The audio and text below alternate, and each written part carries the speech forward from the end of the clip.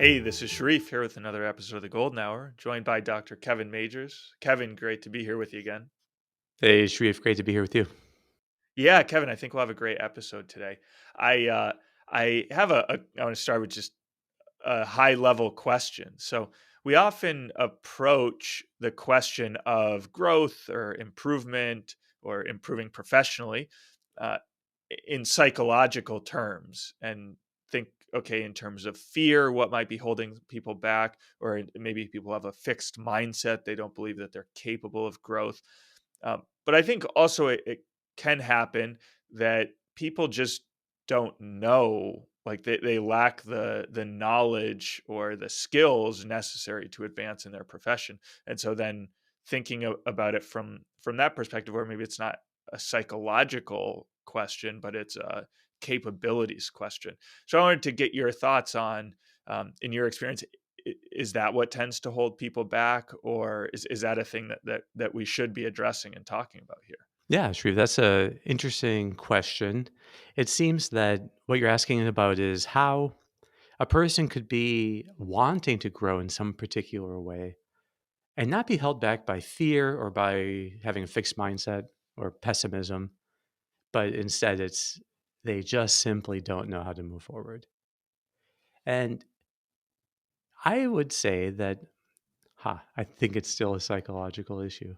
So that there's Okay, a I skill I that they thought you could be might say growing that. in.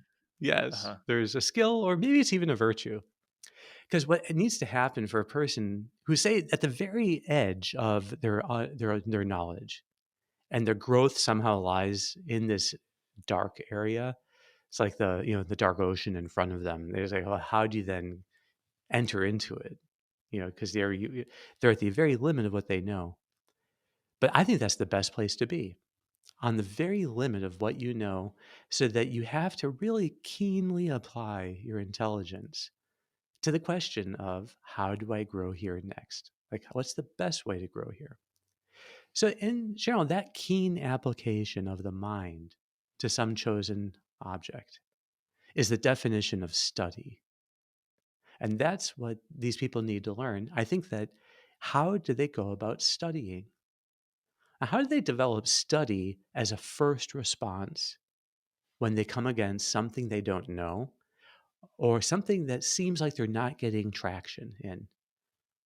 But if you more and more have your first response be study, you actually become intelligent. Study is intelligence because it sits at the right at the edge of what you know and then continually moves it forward. By coming up with. So maybe that's a general outline that these are kind of still psychological constructs.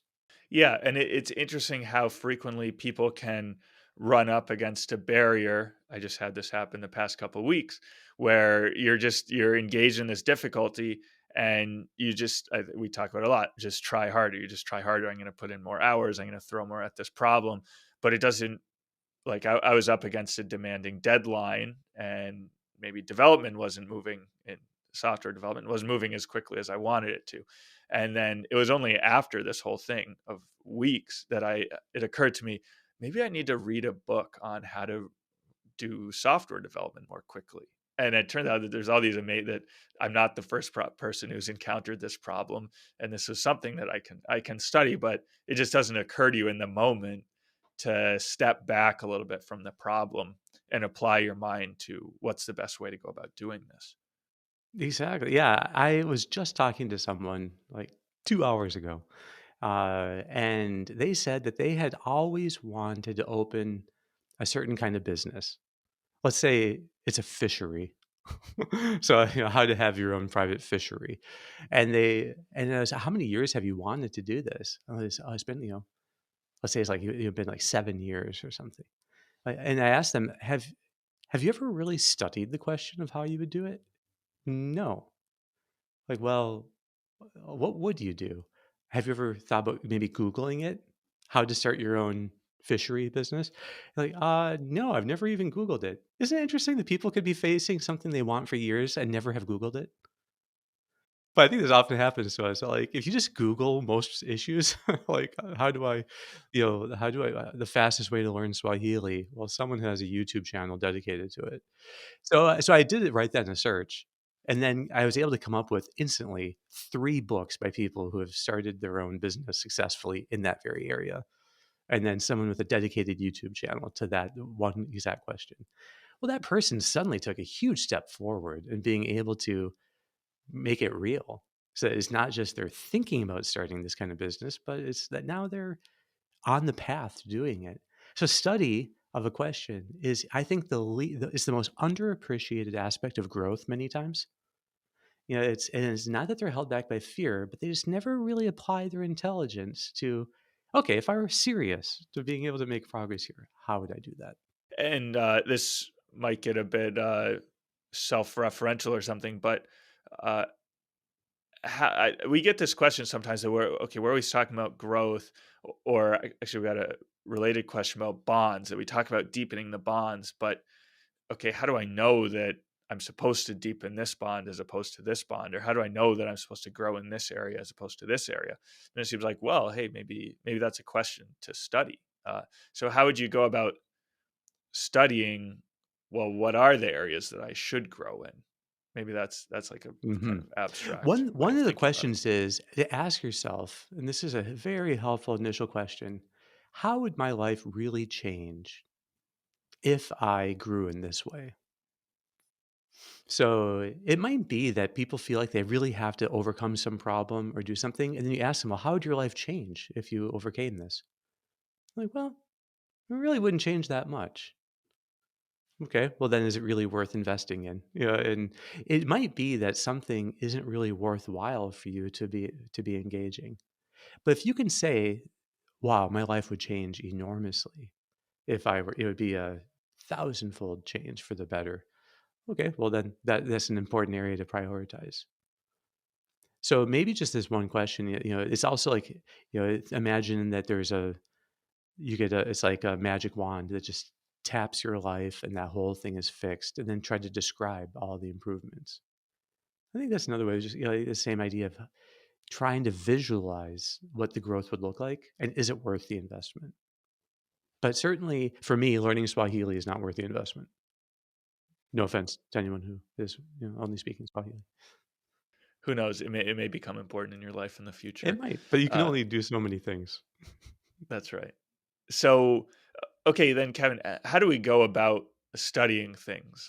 You gave the example of Googling, just start on Google. So, uh, okay, that's like an easy place to start, but is there any guidance you can? Now I know there are probably books on how to study things, and maybe you're telling me to study. Um, but yeah, I mean, do you have any practic like what are the steps here that we should go through if there's something that we do want to study more deeply? How do we make sure that we're approaching it in the right way? Well, I would rather say that study is the starting point for growth in any area. So it means keenly applying your intelligence to coming up with then a path forward on your own. I don't think it's actually going to be the best thing to say that if you want to study, do these things. Although certainly there are some general guidelines we can give. But I think what's more important is that people think of study itself as a really serious first step. So before I go more into like how you actually study, this is something that often happens when people are facing big life challenges is they can't think of a way that they would spend an hour moving forward this challenge.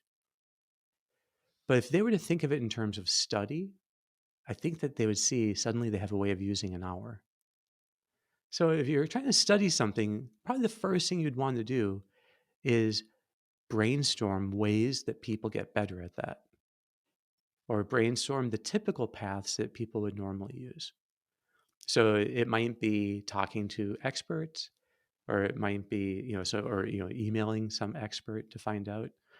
It could be reading books that have been written on the topic. It could be finding, the number two search engine in the world right now is YouTube.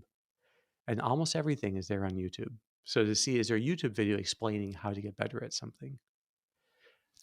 If you're looking for books or blogs, usually the most recent ones are the best because they incorporate the previous ones. So you can kind of start to see that you could be making a list of different ways that you could be learning more about how to engage a challenge like this. And then give yourself a certain amount of time within an hour that you're going to dedicate to. It could be looking up experts to email, although I hesitate to say that because being a kind of expert that people love to email, it's you may not be able to get a response because sometimes experts just get way too many emails to be able to respond to everyone. So maybe first try on your own looking up, because honestly, so many times people ask questions, like, is there any cognitive behavioral therapy for misophonia, which is a dislike of particular sounds? It's like, well, what am I going to do? I'm probably just going to type in cognitive therapy, misophonia, and see what are the studies and Google things that show up. So many times, people do ask questions without ever having studied it yet. So maybe even before asking an expert, it's like, okay, looking for online things to read, looking for things that are more recent, giving yourself a certain amount of time to spend reading them to get the lay of the land. Yeah, it, as you were giving that answer, it occurred to me that study now, this is an idea that we don't talk about very often, the idea of personal responsibility or taking responsibility. I don't know Hmm. why we avoid that as like a concept to think about, but it seems like study is kind of a way of taking responsibility. That okay, now it's on me to think through this problem I and think to that's come up with exactly what right. I think is the best. So maybe the idea of googling things or just consulting an expert and taking their opinion in some way cuts against that sense that I'm Hmm. taking ownership, I'm taking responsibility, and yeah, there isn't the answer that I just need to find, but it's me coming up with what I think is the best solution to this problem, and I want to use my whole intelligence to do that. Yeah. So And it I might don't be know that how you you. just have to, like, for instance, if it's about learning how to do something, that's where I was thinking, especially that you could ask advice, but if it's, um, it could also be that you just try to lay out different approaches you could take in dealing with a particular issue, a particular way of growing, and then just experiment doing them. That running experiments is a whole nother way of studying. So it's not just the passive thing of reading, although that's a great skill to learn to find good things and read them, but also being able to come up with different experiments for your own behavior. So it might be that you say, okay, why don't we, uh, why don't I try to see if, I could just, if I'm like, I don't know, for instance, looking for a job, looking for a job is in itself a job that really is a perfect area to be like using this virtue of study, to study the industry you're wanting the job in, to see how do people get jobs in this, and then to have different strategies that you're going to be trying out. So maybe, you can look and see what are the typical strategies that people use. I think particularly with a lot of these things of how to do things, like how to grow, really what you're studying are strategies that other people have found. But think of it in terms of strategies that you are trying to study and come up with several options of ways of strategizing something. So this I really, in some sense, studying a question means trying out and experimenting with different strategies. And that's very much why I think that study is in some way the same thing as IQ. Because imagine, what are you doing on an IQ test? They're giving you puzzles to solve that will kind of be measuring, your um, measured age, and then dividing it by your actual age, multiplying it by 100. That gives you your IQ score. But each of those puzzles to solve in the IQ test is something where you have to be experimenting with strategies until you find what works. And so being good at running these strategy experiments is very much the essence of what is being measured by an IQ test. But I think that's actually the same thing as study. Study, the keen application of your mind to solving this problem means strategizing, and that means experiments. And you experiment and experiment and experiment until you get traction. But in my mind, this is something where no matter what the thing people are wanting help with or growth in, uh, the missing element almost always, in my experience, is study. That they haven't done the kind of initial homework of, okay, how do I get better at this? How could I, be learning how have other people gotten over this? And then they haven't really tried the experiment. So when I see people sometimes for whatever the problem might be, and I ask them, what have you tried so far? And they really haven't tried many experiments. And you do have to be willing to try many different things until you actually find what works. It's like people say about marketing. I was just talking to a friend of mine who's saying that, well, many times marketing is just you throw a bunch of things at the wall and you see what sticks. You just don't know until you do the experiment. Does this work or not? I think that I thought there's real wisdom in that. Yeah. So how do you go about developing this disposition to study? I mean, is it just a matter of, okay, well, now I know that I'm supposed to apply my mind to the next question. So do I just wait until I encounter my next difficulty, and then rather than just going into hyper focus and diving into it, I step back and say, okay, let me just think about this? Or is it something that I should practice on something that I do frequently and I already feel pretty capable of doing it well? And I should study how to even improve it and do it in a better way? Or how would you recommend that maybe me or all of our listeners go about really growing in this idea of study? So the best, I mean, oftentimes really the best way of learning something, is by taking a class in it or reading on the topic. So for optimal work, the best way of learning everything we talk about is to take the master class. At least right now, that is by far the best way we have of teaching people this. But we actually had decided that the master class being interactive is a far better way of studying these topics and put because you get to practice and practice and practice using them versus just simply passively reading about them. So for some types of skills like reframing, mindfulness, and setting challenges, it really has to be done in an active, engaged way, and that's the best way to study. Other things, though, that are less those skills, and it might be, for instance, what you found in your, when you're coming up against an impasse in programming, then you just start reading the books on it, and then you can see, okay, there are actually great ways that people address this. Reading is often, I think, neglected skill. One, just being able to read well, but two, making time for it. I am sure that every person right now who listens to this podcast has some kind of work that occupies his or her day. And that work, what percent of the time doing that work do they spend studying how to do it better? I think that's uh, a really important question. Do you think of it as being a legitimate way? If, say, you're going to an office, you're working, in something outside of homemaking. Well, what percent of your time do you think would be best to spend studying? And how much do you spend right now? That's a good question. I don't know, what would you estimate is the percent of the time people actually spend studying as part of the core time they spend in their work? Less than an hour a day, probably for a lot of people, it's zero. It's probably zero for that's probably the mode in terms of answers. It's just like they ask people.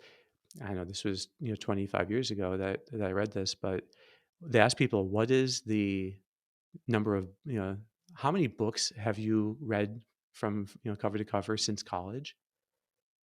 The most common answer is zero, which means then that they're not reading books about how to improve their work. So, and so much so that people really wonder, is it a legitimate use of my time when I'm on the clock to read? Now, to me, I think the answer is a definite yes. It is well worth your time. So maybe it's worth 5% of your time. I don't know, 5, maybe 10. It depends on where you are.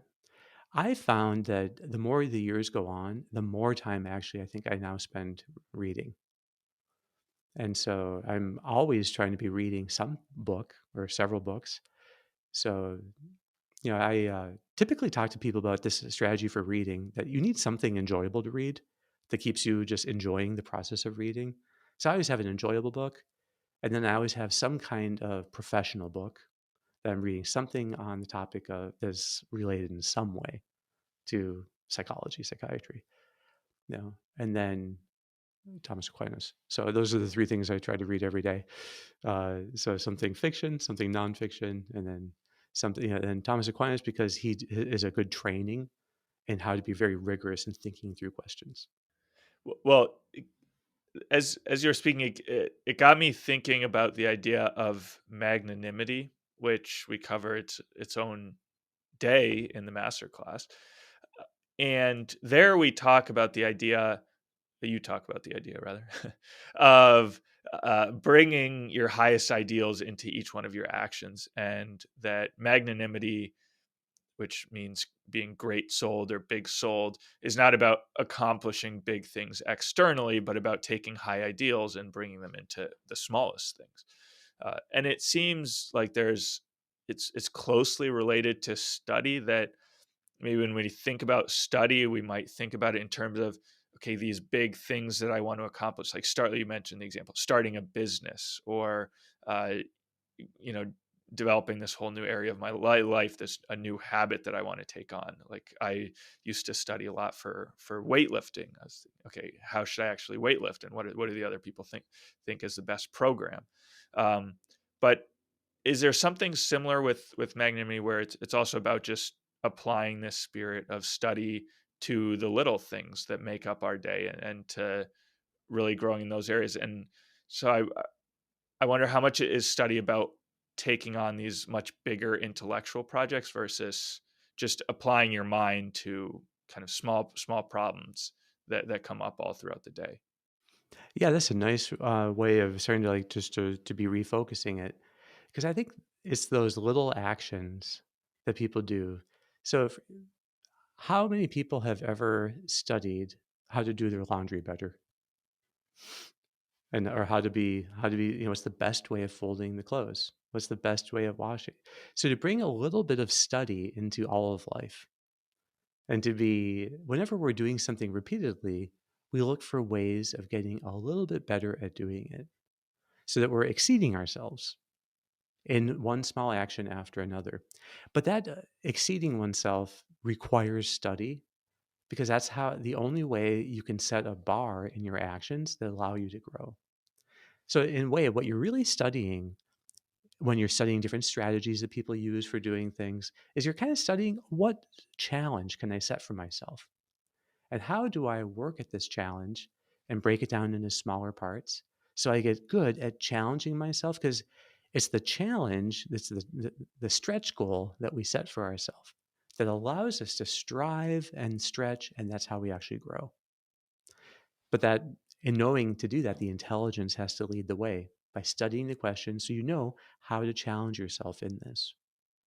So, the most general way of challenging oneself is to challenge oneself to practice reframing, mindfulness, and setting challenges in a more regular way. So, in a way, that's like what the purpose of the golden hour and the tool we have in Optimal Work is to teach people how to be studying the work they're about to do in the next hour for just a few minutes. It's like you have a spirit of study for that work, so you shape it in advance. And then that allows you to have the right kind of goal to exceed yourself in striving for. I think it all very much relates. Is that Yeah. is that how you were thinking of it? Yeah, that's very interesting also that you connect it to challenge, where it definitely does connect, because it also, I think the idea of study connects also very closely to reframing, because through the idea of a growth mindset, that when you have a growth mindset, you see yourself capable of growing and improving, and that kind of fosters this sense of study. Hey, I can get better at this thing. I want to get better at this thing, so I do that through study. And so approaching things with the growth mindset, with the spirit of study, that automatically puts a different frame on the different challenges that you're facing. Now it's not about failure and potentially exposing a weakness, but it's about how do I get better through study. So it's interesting how it relates to kind of different study captures different elements of reframing and challenge. Maybe there's even a mindfulness connection that I haven't really thought of yet. I guess when you're being mindful of something, in a way, you're studying that thing, trying to experience it more fully in a new way.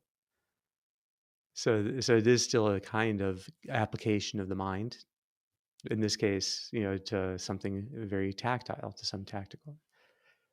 So I think that study as just a way of framing a question yields unexpected fruits all the time.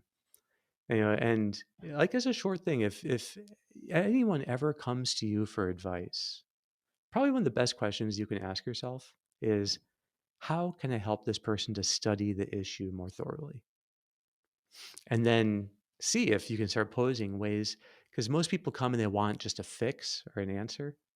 But what they really need to do is to learn to take the initiative and, as you were saying before, the responsibility for the need to study this question.